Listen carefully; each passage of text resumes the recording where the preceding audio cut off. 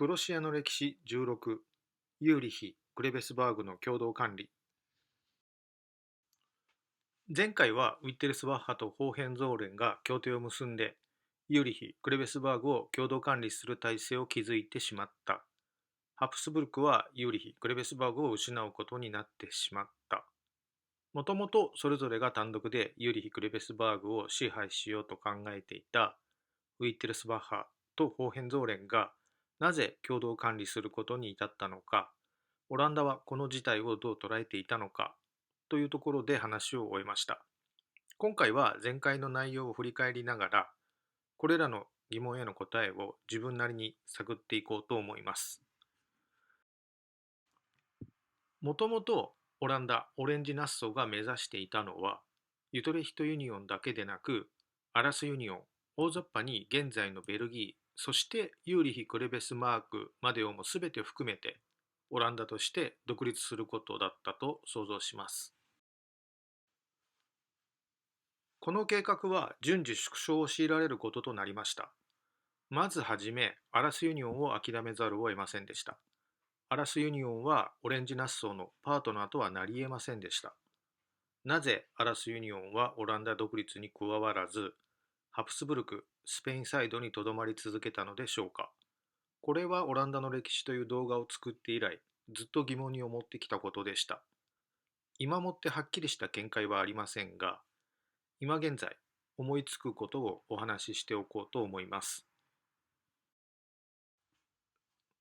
それは、ヨハン・サークレイス、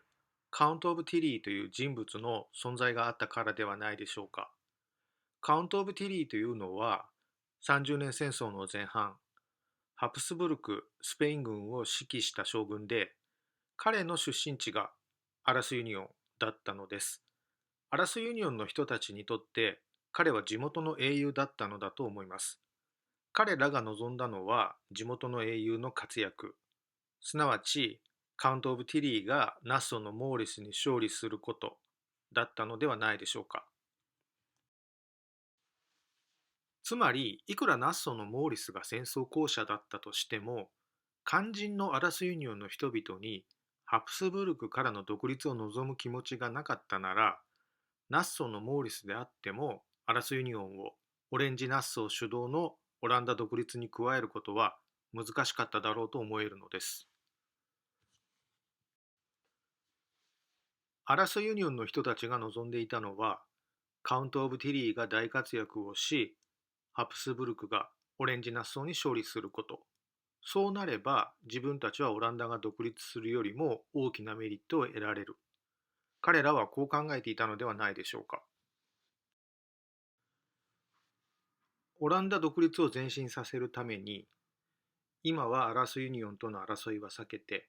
ユリヒ・クレベスバーグをどうすればオランダ独立へ組み込むことができるのか、それを考えるべきだ。そこへ注力していくべきだ。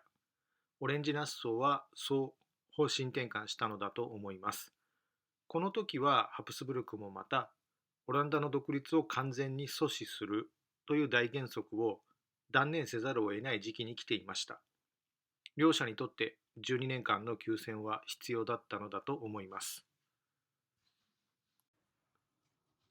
その名が示す通り、ユーリヒ・クレベスバーグはもともとが3つのステートであったものを、ハプスブルクが強引に一つにした政治連合体だったと言えるように思います。オランダにはこの政治連合体を切り崩していける自信があったように思います。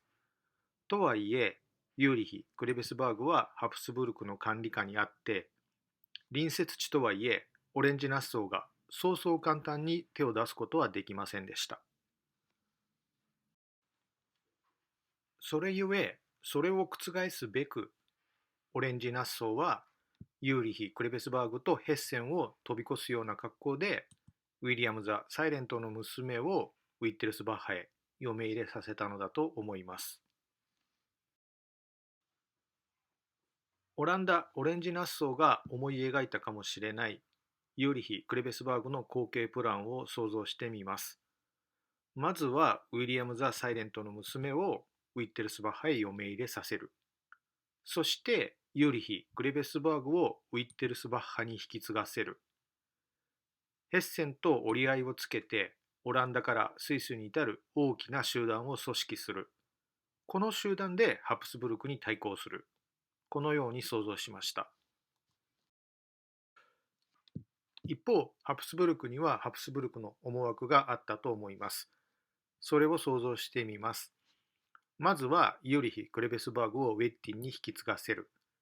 ユーリヒ・クレベスバーグをオランダ独立の防波堤とし、これ以上のオランダ独立の拡大を防ぐ。その上で、オランダとヘッセンやウィッテルスバッハとの連携を断ち切り、ヘッセンやウィッテルスバッハとは個別に対峙していく。理想としてはフランス境までハプスブルク、ウェッティンの勢力圏を維持したかったでしょうが、すでにオレンジナッソーはウィリアム・ザ・サイレントの娘をウィッテルスバッハへ嫁入れさせていました。これに力を得たウィッテルスバッハは、対ハプスブルクを想定したプロテスタントリーグを発足させていました。これらをハプスブルクの思惑と想像しました。それぞれがそれぞれの思惑を抱えて1609年を迎えました。オランダ独立戦争においては12年間の休戦が決定し、ユーリヒ・クレベスバーグは後継者問題に直面することとなりました。誰がユーリヒ・クレベスバーグを引き継ぐのか、後継者争いは混迷を極めたようですが、最終的には1、ウィッテルスバッハに、2、ウェッティンに、3、ホーヘンゾーレンに、この3つに絞られたようです。この3つの案に対して、それぞれの勢力が賛成だったか反対だったかを想像して表にしてみました。2つ丸がついたのは、ウィッテルスバッハにとウェッティンに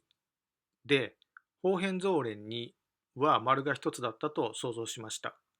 ヘッセンのハテナについては後でお話しすることにして、今はカウントしません。この状況では、ホーヘンゾーレンが自分の丸一つをウィッテルスバッハかウェッティンに与えれば決着がついたように思えます。実際にはホーヘンゾーレンはウィッテルスバッハと協定を結んで、ユーリヒ・クレベスバーグを共同管理するという、自分の丸をウィッテルスバッハへ与えながらも、丸の色は自分の色の黒のままに生かしておくという決着を実現させました。なぜホーヘンゾーレンはウェッティンではなくウィッテルスバッハを選んだのでしょうか。実際にはウィッテルスバッハを選んだというよりは、ハプスブルクを避けたという方が適切なのかもしれません。というのは、つまるところ、この時代の争いのすべては、皇帝の地位もヨーロッパも、そして新世界をも、あらゆるすべてを独占しようとするハプスブルクへの反感がその根底にあったとして、物語を想像すると、意外といろんなことの辻褄が合ってきます。ホーヘンゾーレンがウィッテルスバッハを選んだのも、ハプスブルクへの反感がその理由だったように思います。ホーヘンゾーレンはウェッティンに同調すること、すなわちハプスブルクの利益になることを避けたのだと思います。そしてウィッテルスバッハを支持していたオランダの背後には、イングランドとフランスの存在がありました。ここまでの経緯を踏まえて、この事態をオランダはどう捉えていたのかという疑問に答えるとするなら、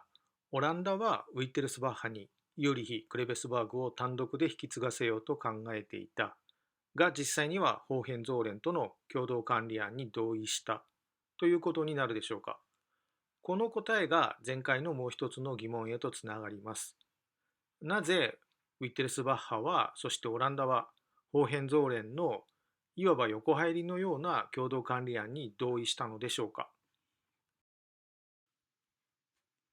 ここでヘッセンのハテナについて考えてみようと思います。フィリップ・ザ・マグナニマス亡き後のヘッセンは、1609年当時、ヘッセン・カッセルとヘッセン・ダームスタッドの2つに分かれていました。ヘッセン・カッセルの当主はモーリス・ザ・スカラー、ヘッセン・ダームスタッドの当主はルートビヒ5世でした。この2人は当時敵対関係にありました。その理由を簡単に見てみましょう。フィリップ・ザ・マグナニマスが亡くなって後、ヘッセンはフィリップ・ザ・マグナニマスの息子兄弟4人に分割されました。そしてヘッセン・ラインフェルズのフィリップが亡くなりました。彼には後継者がいませんでした。ヘッセン・ラインフェルズはヘッセン・カッセルに引き継がれることになりました。次いでヘッセン・マーブルグのルードヴィヒ4世が亡くなりました。彼にも後継者がいませんでした。ヘッセン・マーブルグを4分割し、ルードヴィヒ4世のすべての甥に等しく相続する4分割案と、2分割してヘッセン・カッセルとヘッセン・ダームスタッドが半分ずつを引き継ぐ2分割案があったようです。ヘッセン・カッセルは2分割案、ヘッセン・ダームスタッドは4分割案を支持し、両者は相続争いとなりました。この相続争いは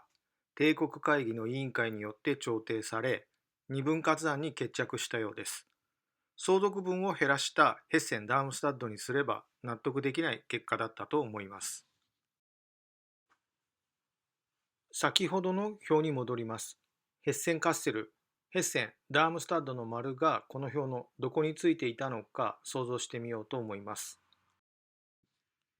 ヘッセン・カッセルのモーリス・ザスカラーの2番目の奥さんはオレンジナッソーからのお嫁さんでした。ヘッセン・カッセルの丸はウィッテルスバッハ2にだったと思います。一方、ヘッセン・ダームスタッドのルードヴィヒ5世の奥さんはホーヘンゾーレンからのお嫁さんでした。この結婚はホーヘンゾーレンがユーリヒ・クレベスバーグを我が物にせんがための結婚だったような気がします。ヘッセン・ダームスタッドの丸はおそらくはホーヘンゾーレン2にだったと思います。そしてこれまでは話を複雑にするのを避けるため、ウィッテルスバッハで統一してきたウィッテルスバッハも、実はアッパーとローワーに分かれていました。ウィッテルスバッハ・ローワーの丸は当然ウィッテルスバッハ2にでしたが、アッパーのマクシミリアン1世の2番目の奥さんがハプスブルクの神聖ローマ皇帝フェルディナンド3世の妹でした。ウィッテルスバッハ・アッパーの丸はウェッティン2にだったと思います。ウィッテルスバッハはローワが自分のところへユーリヒ・クレベスバーグを持ってこようとしていたのに対して、同じウィッテルスバッハであってもアッパーはユーリヒ・クレベスバーグをウェッティンに引き継がせるというハプスブルクの思惑に同意していたのではないでしょうか。こうなるとヘッセン・ダームスタッドとホーヘンゾーレンの丸の行方が事の次第を決めていったように思えます。後に30年戦争が始まってヘッセン・ダームスタッドはハプスブルクのパートナーとなりました。ヘッセン・ダームスタッドの丸がウェッティン2に移る可能性はあったと思います。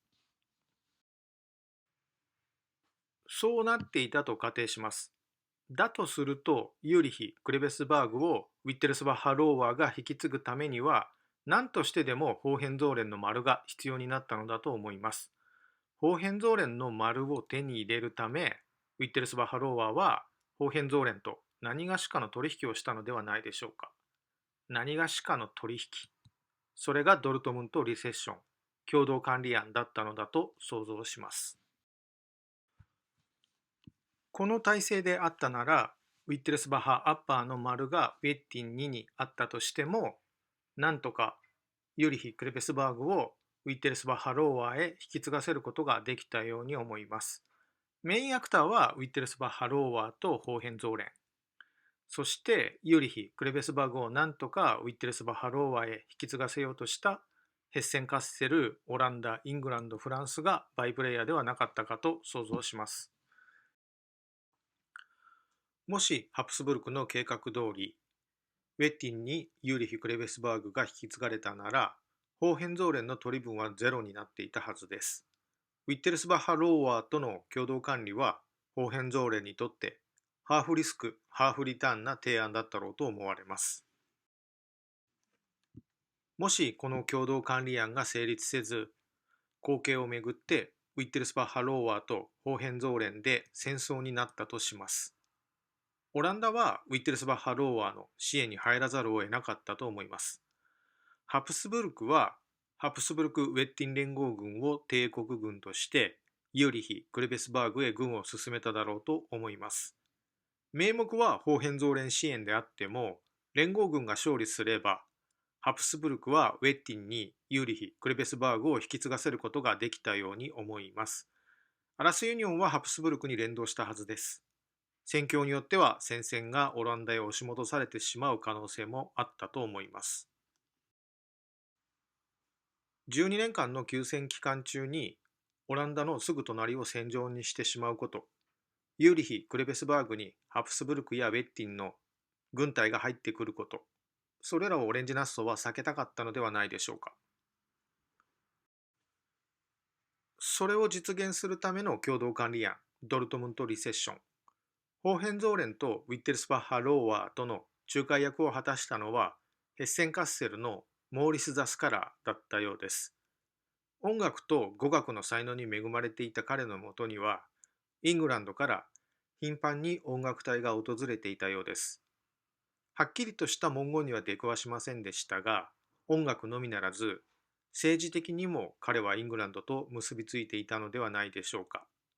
今回は以上です。ありがとうございました。